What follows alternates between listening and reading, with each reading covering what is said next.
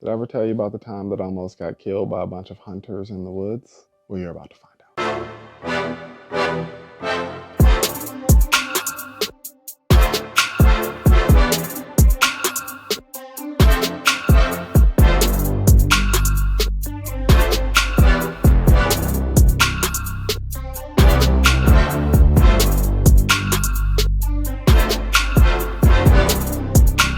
Greetings, only family. I go by the name of Dexter Spits. I spit bars, talking about these feelings, travel the world, build my businesses, and as promised, we're doing more and more with the channel this year, so it's story time.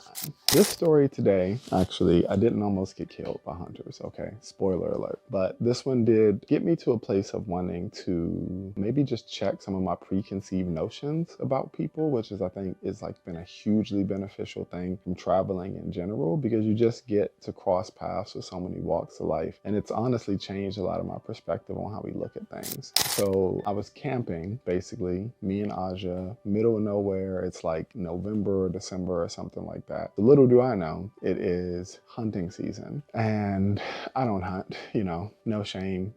Maybe some judgment in my mind, right, of what I thought hunters would be and like what this environment is like. And I cross paths with these folk as I'm camping and stuff quite often. But we're out there alone. It's like frigidly cold, and I get to this campsite, and we are the only campers, and everybody else is there for hunting in general. It's not even that many people, but anybody there is like fatigued out, guns ready, like they're on it. So I'm like getting settled. It's super quiet out there. I try to pick a campsite that's kind of off from where everybody else is kind of grouped at, and it's like approaching the night, and this guy comes up in a pickup truck, just like pulls right in front of my site, comes up in a pickup truck, like older white dude, maybe 70 or 80 years old. And he's just like, hey man, so I walk out from the site. I'm like, hey, how's it going? And he's like, so you just out here alone?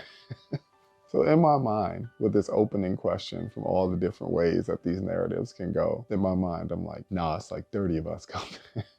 But it was like such an interesting opening question. He's like 70, 80-year-old white dude, all in fatigue, like guns up in the truck. That's his first question. So I go, I was like, yeah, actually, I'm like, it's just me and my dog or whatever. And he stops for a moment. He just kind of gets quiet, and he actually starts tearing up while he's saying this. And he goes, this is like the first time in over 20 years that I've been out here without my dogs.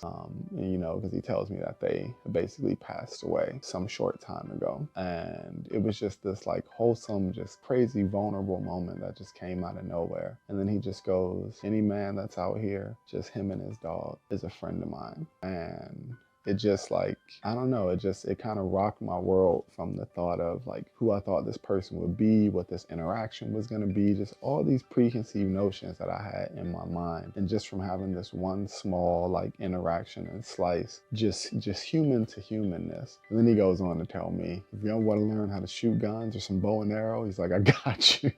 And I actually do some archery now, so that is kind of funny. But yeah, I think kind of the moral of the story and the thing that was just the most important for me is just you never really know what's going on with somebody, and you also never really know where somebody's heart is at. So maybe we just got to give them a chance out there in the world. So if you watch till the end, I hope you like and subscribe, hit the little ding notification, any of that type of stuff. We're mixing up the channel with a whole lot more content this year, and just really want to keep building and telling and sharing these stories. So meanwhile in America, cool stuff happens with hunters and lonely people in the woods.